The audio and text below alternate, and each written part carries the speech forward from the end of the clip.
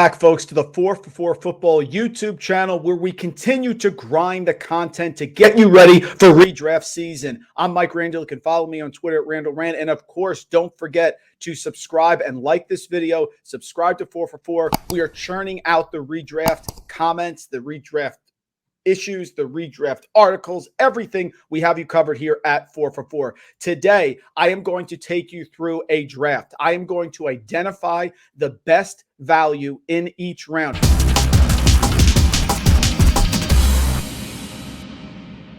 I want you to assume for this that we're talking about a 12-team PPR, 3 wide receiver, 1 flex draft, and we're going 14 rounds. No kickers and defenses. We're not doing that today, but I am going to give you the best value. Now, last parameter, of course, the best value in each round is at least somewhat tethered to the picks you made prior. If I give you 5 or 6 great running back values, you're not getting them all. So what I'm doing is I'm defining value based a little bit on what happens the pick prior. I'm going to go through it.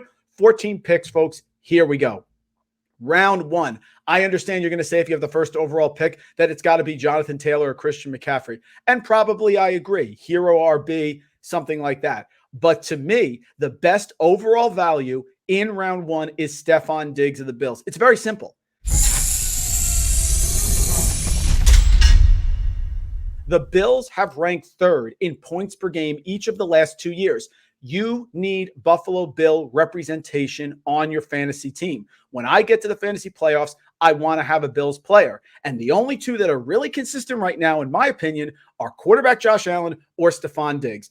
I'm going with Diggs. He is a target hog. He led the league in targets 2 years ago. He was at red zone targets. He's been phenomenal the last 2 years. He is a player that you want to have. He is the center of this offense. Where are you going to go? Gabe Davis, very polarizing. Jamison Crowder, Isaiah McKenzie, Dawson Knox, sure, but he did have 9 touchdowns last year on only about 45 receptions. So you may have a little touchdown regression with Dawson Knox. The backfield, it could be James Cook, it could be Devin Singletary, it could be both. So I want Stefon Diggs. He is my best value in round 1. You start with a wide receiver, provided that you are somewhere in the middle of the draft. Next, round 2. I have gone back and forth on this one, but folks, I am settling on the best value in round 2 to be Saquon Barkley of the Giants.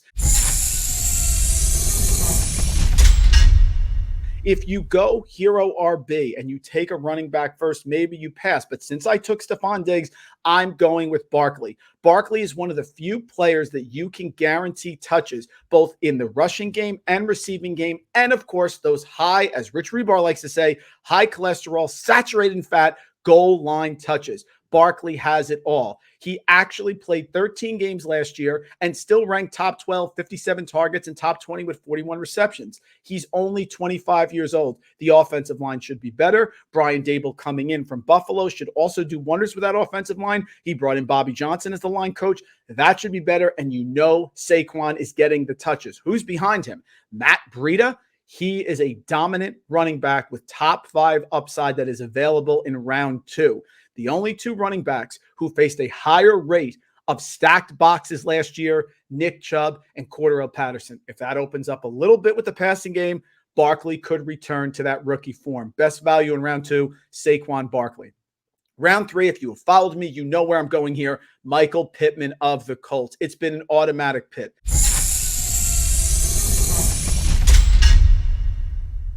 Automatic pick. Pittman is the clear, and I mean clear, wide receiver 1 in Indianapolis. There's been some comments about Ashton Doolin and Alec Pierce. I understand that, but Pittman is going to siphon those targets. Now Matt Ryan is there. We have a quarterback upgrade for the Colts, and he has always been able to find production for his top wide receiver.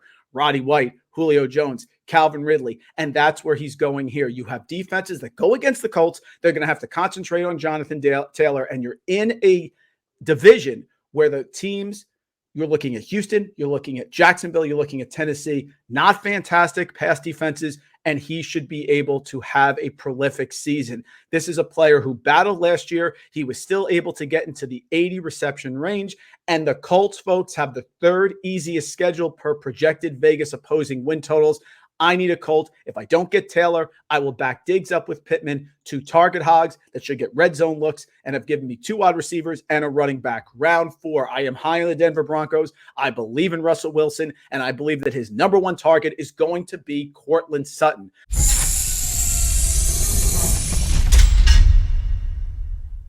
I am a Courtland Sutton over Jerry Jeudy guy. And now with Tim Patrick out for the year with the ACL, I think it's even going to be more wheels up for Courtland Sutton. Last 58 receptions, 760 receiving yards, and 2 touchdowns last year coming off the ACL MCL tear. He did have an 1,100 6-touchdown season in 2019 with Drew Lock and Joe Flacco. Now he has Russell Wilson, who is brought over from Seattle, is getting away from that run-first offense, and should be able to open up this passing attack. I love Russell Wilson. He could have an MVP season, and I think Sutton, by far and away, is his number 1 target. Great in the red zone as well. That's 3 wide receivers now, round 4, Courtland Sutton. Round 5, I can't pass him up. Brandin Cooks, the Rodney Dangerfield of fantasy football, gets absolutely no respect.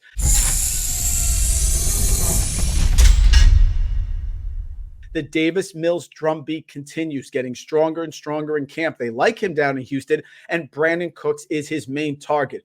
His fantasy finishes in PPR formats in the last 7 years: wide receiver 13, 9, 15, 13, 62, and 16. And most recently last year, wide receiver 20. The only issue with the wide receiver 62 season was an injury. This is a wide receiver on Underdog Fantasy that is still going outside the top 24 wideouts. So I am going Brandin Cooks right after Courtland Sutton with Michael Pittman and Stefon Diggs. Those are your best values for the first 5 rounds. Round 6, I pivoted here based on recent news. I was going to go Russell Wilson because I like to have the stack. In this case, I am going with Dallas tight end Dalton Schultz.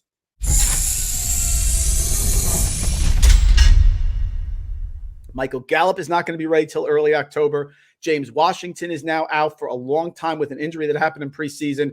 Where are the targets going? When Kellen Moore, the offensive coordinator, and Dak Prescott have been together, they have ranked 6th in points per game. They have ranked 1st in points per game last year, and they were 1st in points per game in 2020, 5 games in before Dak broke his ankle.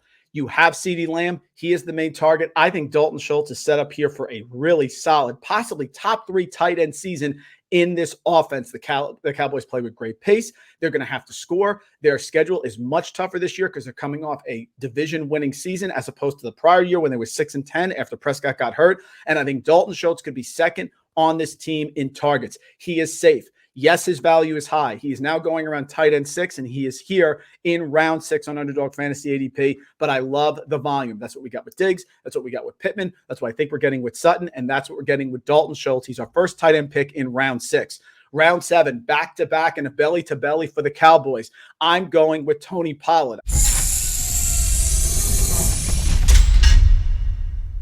I only have 1 running back so far, so I need a value. And Pollard is the only one in this range in round 7 that has league-winning upside. The other players in this range, Devonta Smith, who's not the number 1 on his own team, DeAndre Hopkins, who's out for 6 games, Drake London, rookie in Atlanta, not a great offense, Allen Lazard, Kadarius Toney, and then the running back by committees, Antonio Gibson and Miles Sanders.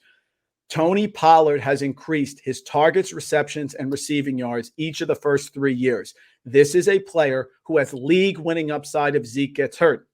There's been one time when Ezekiel Elliott hasn't been on the field and Tony Pollard was starting running back, he had 31 fantasy points and was the overall RB1 that week. And even if he's not, he is a player that can get those receptions out of the backfield. Jalen Tolbert is a wide receiver. You have Dalton Schultz that I mentioned, but there needs to be a third player. And Pollard is the guy who has league-winning upside. He could absolutely catch 50 to 60 balls this year, which for a round 7 running back in a PPR league is absolute gold. Tony Pollard, second running back, best value because of the league winning upside. We're not playing it safe here in round 7. Round 8, same type of player, Chase Edmonds with Miami.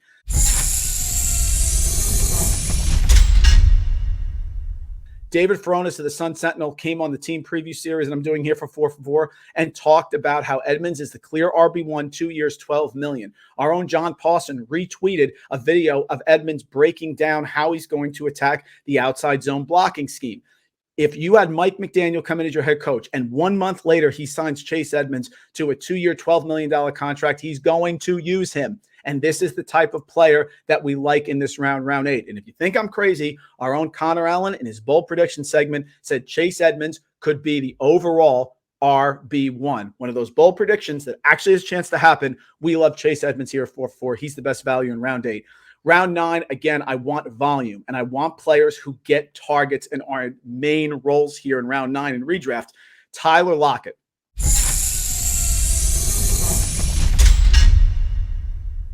Explain this to me. Tyler Lockett, 29 years old, 4.4 speed, 107 targets in each of the past 3 years, and an average of 85 receptions the last 3 with a 100 reception season just 2 years ago. He is going behind Kansas City rookie Sky Moore, who's been impressive in Kansas City, but doesn't have the pedigree of Lockett. I like Moore, but he's still a rookie with Travis Kelce, and there's 2 veteran wide receivers there also. He is going in this situation ahead of Chase Claypool, a wide receiver 2, wide receiver 3, or maybe third option on a run-heavy offense in Pittsburgh with Mitchell Trubisky as quarterback. I don't care if it's Geno Smith. I don't care if it's Drew Lock. If Tyler Lockett is healthy, he is going to produce. Last year's wide receiver 48, which is where Lockett is going right now, was McCole Hardman, who went 59 and 693. The year before, 2020, how about Keelan Cole? 55 receptions, 642 yards. Lockett, best value in round 9. He's definitely beating that. Round 10, I need a quarterback. I have waited on quarterback. I passed on Russell Wilson for Dalton Schultz in round 6. Best value here, Kirk Cousins.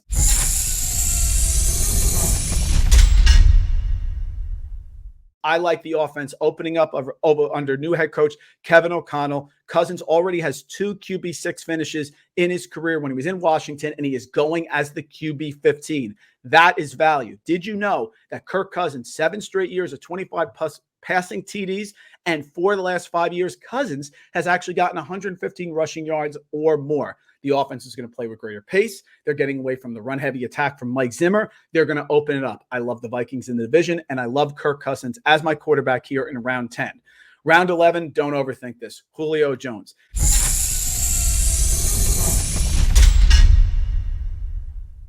Yes, Julio is 33 years old, but he's going as the wide receiver 60. Think about that. This is a player who's now with Tom Brady on a Tampa Bay team that is the 7th easiest schedule based on Vegas opposing win totals.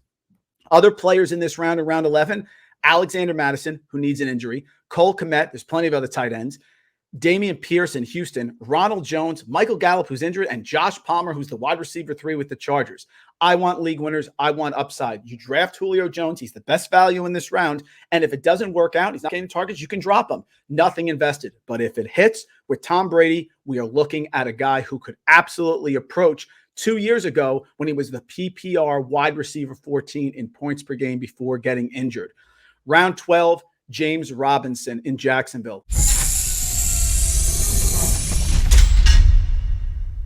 We love Travis Etienne. We want Travis Etienne to be the lead running back, but it doesn't matter. Just like The Rock used to say, what we think. It matters what the coaches think. And the coaches have been telling us that James Robinson is going to be involved. He returned quickly from his Achilles tear. He is back in camp. He looks good. Just as when we had Clyde Edwards-Helaire drafted in the first round by Kansas City, and he had his opportunity in that rookie first game, and he couldn't get in from inside the 5, things changed. They like James Robinson. 18 touchdowns the last 2 years. I like James Robinson. He could be the RB1. Imagine if he still gets 55% of the touches here in Jacksonville on a team that should have a lot of negative game script. I know you like Travis Etienne, but there is a chasm of difference here with James Robinson, the running back from Jacksonville. He is a huge, huge value going very late in drafts around Jameis Winston, DJ Chark, Robbie Anderson, and Albert Okwuegbunam, the tight end in Denver. Robinson could be an absolute RB2 or better this year, maybe a mid RB2, and you're getting him in round 12. Forget it. Round 13, David Njoku, tight end for the Browns. I need a second tight end.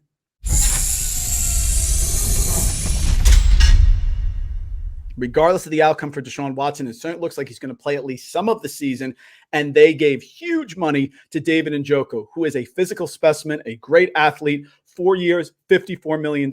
Amari Cooper is there, but Njoku is going to be involved. And whether it's Watson or the conservative Jacoby Brissett, who doesn't turn the ball over, David Njoku in round 13 can give you winnable weeks, especially in a division with the Steelers, with the Ravens, tough teams, Bengals, tough defenses, Njoku can get you production and touchdowns. He's great in the red zone, and at tight end, you don't need a lot. And the final player I'll talk about here, Romeo Doubs, round 14 in Green Bay.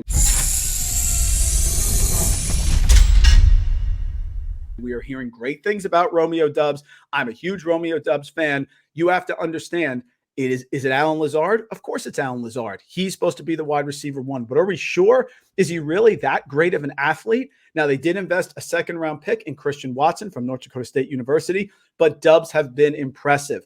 We've seen it from the training camp reports. He's making wow plays every day, and he's in an ambiguous depth chart that lost a lot of targets, the 5th most vacated targets from last year, and he has Aaron Rodgers. What better person to pick? What better type of player to pick than Romeo Doubs in round 14?